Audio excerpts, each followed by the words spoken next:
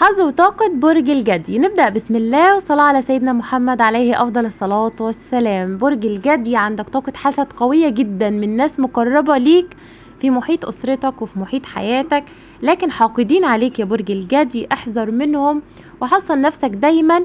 إن شاء الله الخير كله في الطريق إليك يا برج الجدي. حصل لك وقف حال بسبب الحسد وبسبب الناس دي، خصوصا إن هم مقربين ليك وعارفين كل تفاصيل حياتك.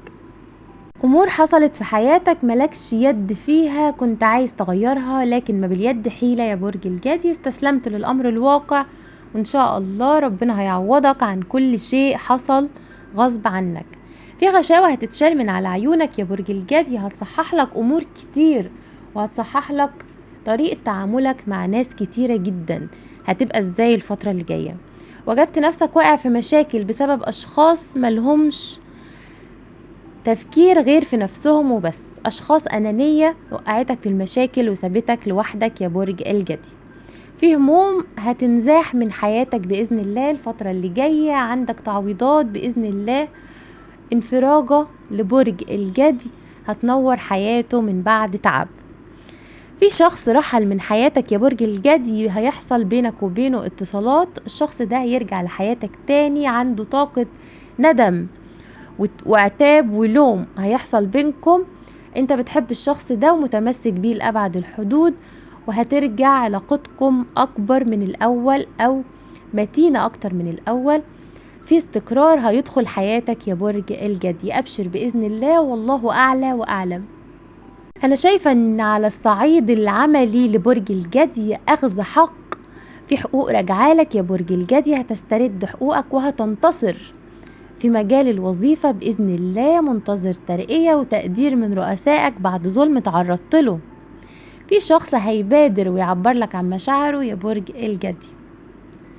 البعض منكم في مكان وأسرته في مكان تاني، عشان كده دايما في طاقة تفكير وقلق لمواليد برج الجدي. قلقان على أسرتك، على أولادك، الله أعلى وأعلم. انت بتجري وبتسعى لأخذ حقك الضايع يا برج الجدي.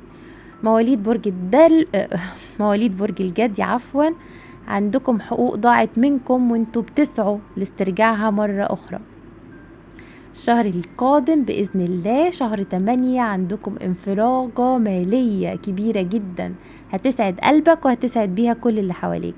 والبعض من مواليد برج الجدي بينوي الذهاب للحج أو العمرة. في شخص بينك وبينه البلوك ده هيترفع وهيحصل تواصل بينكم والله أعلى وأعلم. في علاقة انت فيها لكن العلاقة دي صعبة جدا، ممكن تكون علاقة ثلاثية مسببة لك قلق وتوتر يا برج الجدي. انت مستني قرار من الشخص التاني، القرار مش في ايدك انت، وان شاء الله العلاقة دي هيحصل فيها تجديد وانفراجة بإذن الله. بعض مواليد برج الجدي داخل على مرحلة فيها نجاح أو أخذ شهادة أو بيفكر في نجاح أولاده وإن شاء الله النجاح ليهم بإذن الله وهيسعد قلبك جدا يا برج الجدي. خلي بالك من السحر. البعض من مواليد برج الجدي عنده أحد أبنائه واقع تحت سحر وحسد والله أعلى وأعلم. في أشخاص أنانية حواليكم كتير، حاقدين وحاسدين لمواليد برج الجدي، باصين لكل حاجة في حياتك، مركزين في تفاصيلك يا برج الجدي، مستكترين النعمة اللي انت فيها رغم ان انت تستحقها ووصلت لها بعد تعب كبير جدا.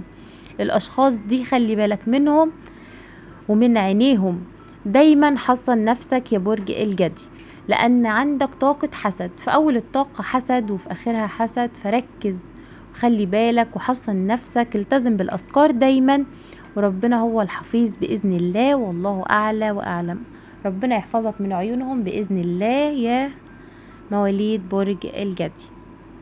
عندك انفراجة واسترداد حقوق الفترة اللي جاية بإذن الله. شهر 8 كله انفراجات وأخبار سعيدة لمواليد برج الجدي، هتسعد قلبكم جدا والله أعلى وأعلم.